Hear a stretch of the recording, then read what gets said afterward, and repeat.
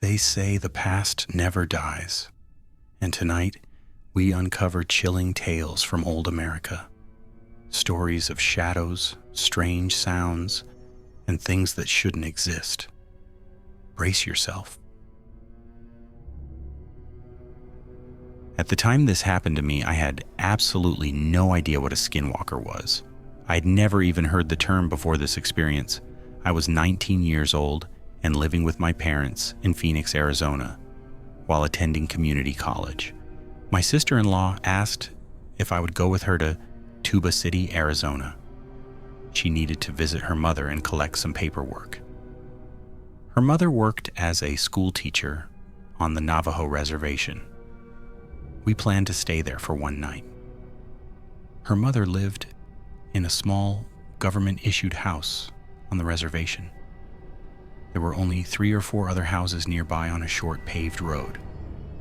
Aside from a few scattered buildings, the area felt very empty and isolated. My niece and nephew came along with us for the trip. For privacy, I'll call my sister-in-law Mary, my nephew Mike, and my niece Amy. At the time, Mike was 10 years old and Amy was 9. We arrived in Tuba City early in the evening. On the way, we stopped at a fast food place and picked up dinner to take with us. Once we got to the house, we all sat together at the small kitchen table. We talked and caught up for a while. After that, we moved into the living room and watched some television. There wasn't much to do out there. Eventually, Mary and I decided to go for a drive around the reservation. Looking back, I know what you're thinking. It was a terrible idea. 2 white women driving around at night on an Indian reservation had no business doing that. Still, we went anyway. We drove for about an hour and a half, exploring dirt roads and listening to music. Strangely, nothing unusual happened during the drive. We laughed, talked, and enjoyed ourselves. Eventually, we decided it was time to head back to the house. When we returned, we stayed up a little longer before deciding to go to bed. I slept in a small back bedroom. There was a twin bed positioned right next to a window with horizontal blinds. My nephew Mike slept on the floor beside me in a sleeping bag. Mary and Amy slept in the bedroom down the hallway. Sometime during the night, I woke up suddenly. I heard strange scratching sounds coming from outside the window next to my bed. It sounded slow and deliberate, like long claws dragging down the glass. The noise reminded me of fingernails scraping across a chalkboard. I'm a very light sleeper, so it woke me instantly. I whispered loudly to Mike, trying to wake him up. I asked him if he was hearing the same sound. He was groggy and half asleep, clearly confused. I asked him again, but he didn't respond. Within seconds, he rolled over and fell back into a deep sleep. I lay there feeling confused and scared. I tried to rationalize it, telling myself it was probably a stray cat or dog.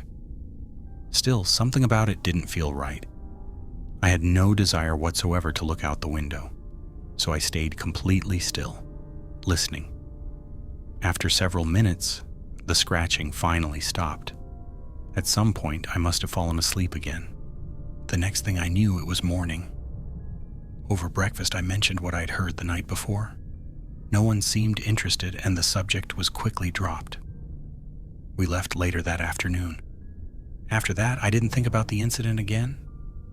6 months later, I was attending a college class called Indians of the Southwest. One day, the professor was lecturing about Navajo legends and folklore. He began talking about evil medicine men, also known as witches. These beings were called skinwalkers. He explained that they were extremely dangerous. According to legend, they could transform into animals or disguise themselves as them. They could appear as coyotes, wolves, or even bears. He also said they were known to follow people home at night. That was why people were warned never to be out on the reservation after dark. He told us you should never make eye contact with a skinwalker. Doing so could allow them to possess your soul. You were also never supposed to speak about them as it could attract their attention. Skinwalkers were believed to bring chaos, evil, and destruction into people's lives. As he spoke, a cold chill ran down my spine. I immediately remembered that night in Tuba City. I began to wonder if Mary and I had been followed home after our drive. The thought that a skinwalker may have targeted us filled me with fear. Even now, I think about it often. I'm incredibly grateful that I never looked out that window that night. What haunts me the most is knowing how close it was. Only a thin pane of glass separated me from whatever was outside, and now I understand why no one in the family ever wanted to talk about it.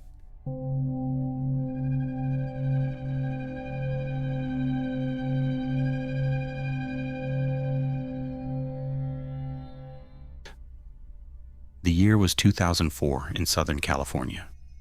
I was 16 years old at the time, and I am Native American, Navajo. My grandmother was a medicine woman, and from a young age, she had begun teaching me her ways. When I was a child, she always told me not to be afraid of anything I might see. She said I was special. From that point on, it felt as if something inside me had opened like a gate. I began seeing things, sensing things. Sometimes I could hear them too, cries and screams that sounded like whispers directly in my ears. Because of this, I have to sleep with earbuds in, playing music just to drown the sounds out enough to rest. I experienced many hauntings throughout my childhood and even into 2021. But this particular event disturbed me more than any other because something attacked my mother. One day my mother came to me, and immediately I could tell something was wrong. She looked exhausted, like she hadn't slept properly in a very long time. I asked her what was going on, and I noticed fear in her eyes. She told me, "I'm terrified to go to sleep. Every night I wake up and I can't move at all. Then I see something dark slowly crawling from the foot of the bed.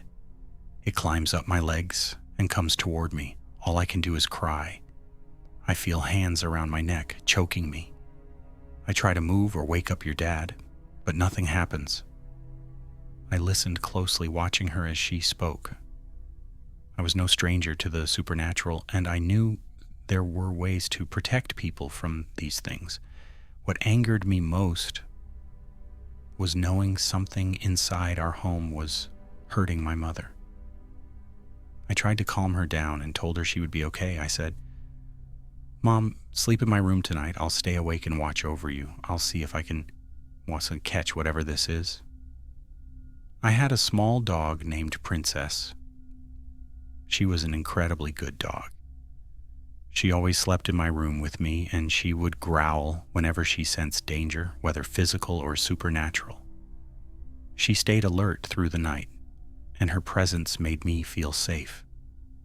That night, my mother came into my room and lay down on the bed. I told her to sleep and reminded her that I was right there, so she didn't need to worry. It was around 10 p.m., and she fell asleep quickly. I stayed awake beside her with my dog lying between us. Eventually, Princess fell asleep too. Around 2 a.m., nothing had happened yet, so I got up to use the bathroom. As I was walking back, I glanced toward my bedroom door, which I had left open on purpose. That's when I saw a dark figure run past the doorway and into my room.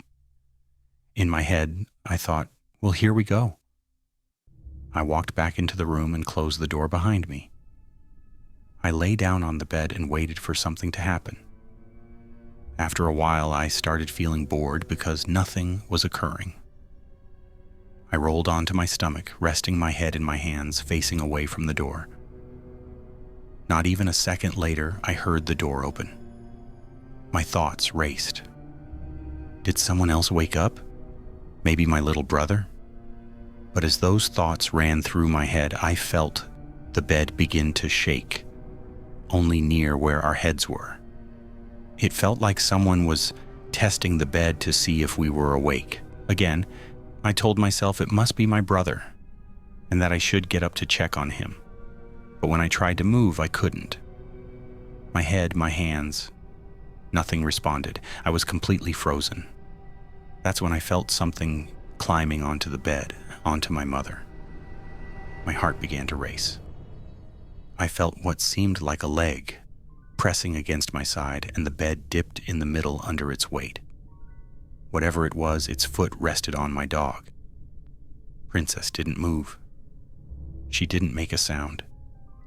Inside my head, I was fighting, telling myself I had to do something. I had to think. Suddenly, my side felt like it was burning.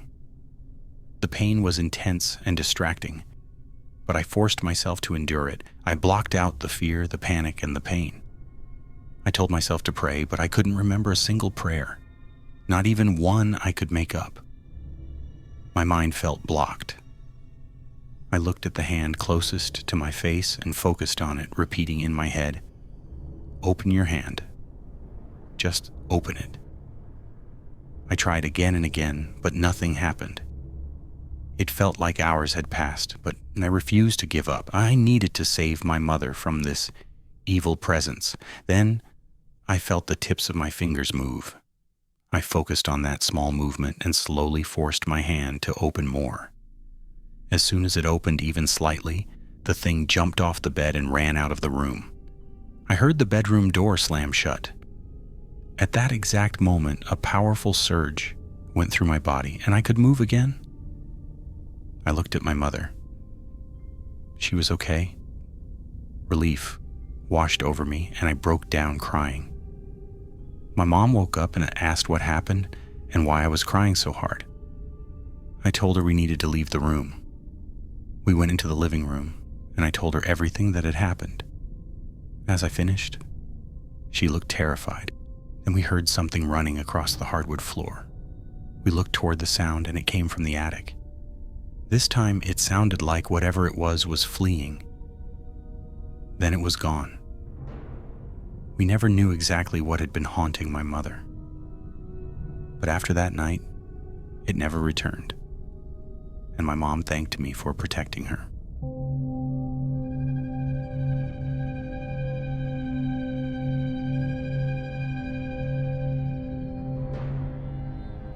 When I was 23, I had to move out of state for work. I'm still with the same company today, but eventually I was able to return to my hometown and work at the local office. Back then, though, I needed somewhere affordable to live. I posted roommate ads everywhere I could think of: Facebook, Craigslist, Twitter, and even my neighborhood subreddit. A guy named Rob contacted me on Facebook saying he had a room available. I checked his photos to see if he looked like a normal, harmless person, and he did. I was open to having a male roommate as long as he seemed normal, even though my parents strongly disagreed with the idea. Rob and I FaceTimed, and he gave me a virtual tour of the house. He owned it outright. It was a modest place in the middle of town, only about 10 minutes from my office. He seemed friendly, and I didn't feel uneasy at all. The rent was reasonable. The house rules were fair, and he said I could move in immediately. That worked perfectly for me. A week later, I packed everything and drove down. Rob met me outside, greeted me warmly, and handed me a key. The first thing I noticed was that he was very short, about eye level with me. He helped carry in my heavier bags and showed me my room, which was already furnished. He explained that a friend had lived there before and recently moved out. I changed the pillows and sheets to my own, of course. The rest of the day was spent settling in. Rob tried to get to know me and seemed eager to make me feel comfortable. He wasn't overly friendly, but the next day, Sunday, he offered to drive me around town. I wasn't thrilled about the idea, but I agreed to keep things friendly. He showed me shopping centers and restaurants, then suggested we get lunch. I wasn't hungry, and the way he suggested a sit-down place felt a little too much like a date. I made it clear I just needed a room. When I said I wasn't hungry, he immediately suggested drinks instead. I declined again, explaining I don't drink on work nights. He kept pushing, saying, "Just a couple drinks," but I politely said another time. Suddenly he went quiet. The mood shifted completely, like he was annoyed. I felt uncomfortable, but not alarmed yet. That week was my first week at work, so I stayed focused on adjusting. A few days later, I did laundry and noticed my clothes in the hamper looked disturbed, like they weren't left the way I remembered. While loading the washer, I realized one pair of my underwear was missing. I searched my room repeatedly. It was gone. A disturbing thought crossed my mind, but I refused to believe it. There was no way I was going to confront him. Still, I suddenly wished my bedroom door had a lock. That weekend, I bought a locking doorknob from Ace Hardware. While Rob was gone, I replaced the doorknob. Now I felt safer leaving the house. I planned to tell him later. He didn't come home that night. Around 1:30 a.m., I woke up to loud banging on my bedroom door. It was Rob calling my name angrily. I pretended to be asleep, terrified to open the door. I knew it was about the lock. The next morning, I had multiple texts from him saying we needed to talk and that he'd be home after work. I asked if it was about the doorknob. He said yes and demanded it be removed that day. His tone was hostile and unsettling. I tried explaining that as a woman, I needed privacy and felt safer with a lock. He responded more calmly, but still refused and said the old doorknob had to go back. I felt confused and scared. How did he even know? The realization that he'd tried to enter my room made my stomach drop. I changed it back and returned the lock. That's when things escalated.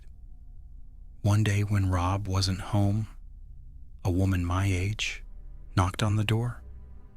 She asked if I lived with Rob. When I said yes, she urgently warned me to leave. She told me he had multiple restraining orders from different women and was a known stalker. I was stunned. She said she'd seen me moving in and waited until he was gone to warn me. I thanked her, terrified. I'd already paid him for the month. She offered to help however she could and left me her number. I began packing immediately and found a studio apartment across town. It cost more, but I could move in right away. I texted Rob, claiming a family emergency, and said I had to move out the next day. He didn't reply. An hour later, he came home and asked about the message. I lied as convincingly as I could. He agreed to refund me the next day. Later, he knocked on my door and asked if a girl had said something to me. I denied it. He seemed suspicious, but left. That night, I woke up screaming. Rob was sitting at the foot of my bed. He covered my mouth and told me to be quiet. I begged him not to hurt me. He said he wouldn't. Then he touched my leg and said he didn't mean to scare me. I ran. He screamed at me to stop. I ran outside, called the police, and hid until they arrived. The officers stayed while I grabbed my belongings and made him return my money. One officer later told me Rob had prior arrests involving women. I left and went straight to a hotel. The next day I moved into the studio apartment.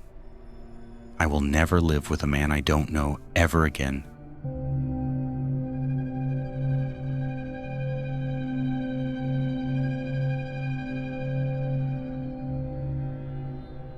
I've lived in the Mariposa and Yosemite National Park area for as long as I can remember. And during my time here, I've definitely experienced some unusual things. While I have a few stories, there's one that stands out the most. To start, I am Native American from several tribes, including Navajo and Miwok. Even as a child, something about the Mariposa and Yosemite area always felt off to me. This particular event happened near where Yosemite meets Stanislaus National Forest. It was deer season and my family and I went hunting in the Stanislaus National Forest. We had heard about a spot with good-sized bucks, so we decided to set up camp there and head out the next morning. The area where we set up camp had a clearing to the left, a hill in the distance, and dense forest and brush to the right. It was my first time hunting in this specific spot. But according to some family members, the hill across the clearing was an old Native American burial ground. I never managed to confirm or deny that through research, no matter how much I looked into it. The first night was eerily quiet. No owls, no coyotes, nothing. It was as if the forest itself was holding its breath. The next day, we hunted with little success, seeing only a few birds. As night fell and we returned to camp, the silence returned. It was dead quiet again. Later that night, I was awake alone when I started hearing footsteps. I tried not to think much of it. After all, we were in the woods, so it was probably an animal. The night was clear with a full moon and countless stars. But the longer I listened, the heavier and closer the footsteps seemed to get. I shone my flashlight around, scanning in a full circle, but I couldn't see anything. I could still hear the steps, and there was a faint, strange odor in the air, though I couldn't identify it. Just as I began to think this was unusual, I heard a howl in the distance. Soon it was answered by more howls, some of them startlingly close. The sounds of howling and heavy footsteps continued through most of the night, approaching and then receding several times. At first, I tried to convince myself it was just wildlife, but I quickly realized coyotes don't have heavy footstep-like sounds, nor do they emit a strange underlying smell. I couldn't shake the feeling of being watched, though I tried to rationalize it. The following day was fairly uneventful, more hunting and still little to no animals spotted. Yet it felt strangely quiet again. There were no birds, barely even the rustling of leaves, just the occasional whisper of the wind. That night we broke camp and returned to Mariposa. The drive home was normal, but once I was back, the feeling of being watched intensified. I felt an overwhelming sense of paranoia that night. Even now, whenever I am near the border of Yosemite and Stanislaus or deep in Stanislaus National Forest, that same feeling returns. It doesn't matter if I've thought about the incident or not. There's something about the area that always unsettles me. I know this story may not seem terrifying to everyone, but it has stuck with me for years. Certain aspects of what happened simply don't make sense, and I rarely talk about it. I understand that some people might have explanations, but for me, this event remains deeply unsettling and mysterious.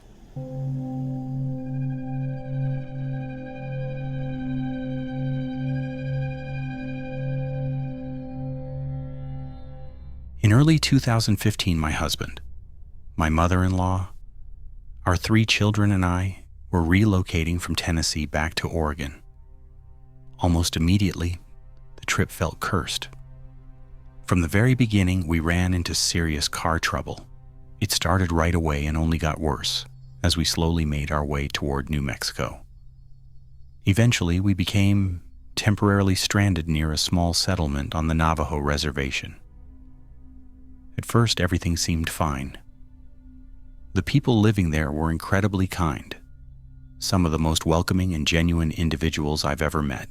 We had dogs with us at the time, and we were firmly warned never to let them outside after dark. Being so isolated, there were several kinds of predators in the area, along with other things that would gladly snatch a dog if given the chance.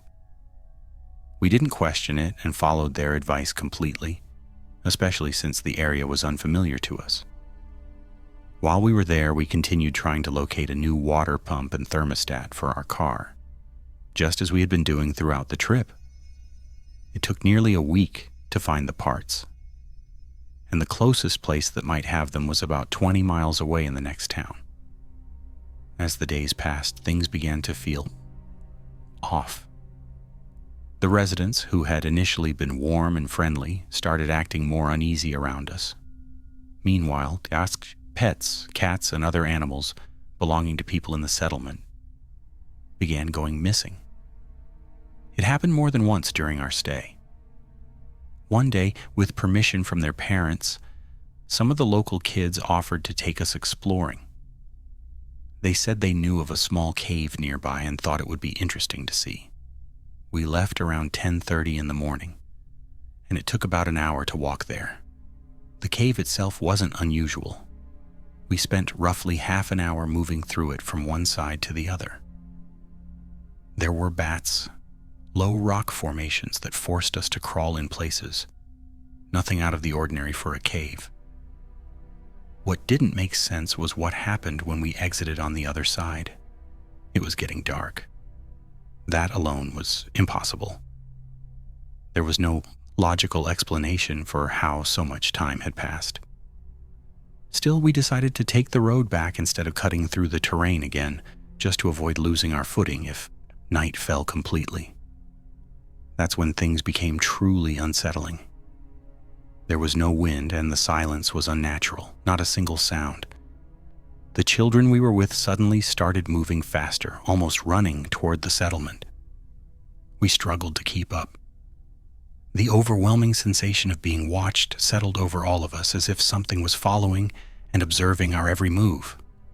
There were no crickets, no nighttime insects, nothing. Then we heard what sounded like coyotes, howling and yipping, but they were far too close for comfort. Almost immediately after that, we began hearing voices.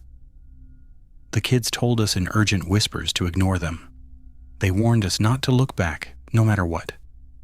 Their heads stayed tilted downward as they kept moving. We listened. The voices started calling our names, one by one.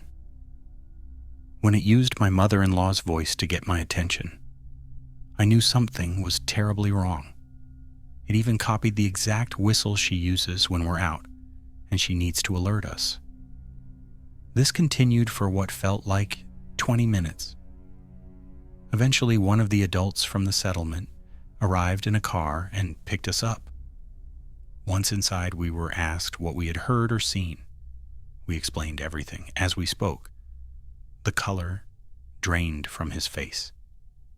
He immediately hit the gas. Before he could drive off, I tried to find the source of the voices, but there was nothing there. What I did notice was the smell, thick in the air, sulfur, and death. The next morning, we were told we had to leave. They said our presence was attracting devils. They made it clear it wasn't personal and that they wished they could help us more, but they wanted us gone. We were given until sundown, though that was more than enough time for us. We packed everything quickly and were in the next town within an hour. Later, my mother-in-law asked what that had all been about. She and I both believe in things beyond explanation, though my husband does not. We told her the same thing, the voices. She turned pale as well. None of us could rationalize it away. We eventually came to the same conclusion. There was only one thing it could have been: a skinwalker. In the New Mexico desert,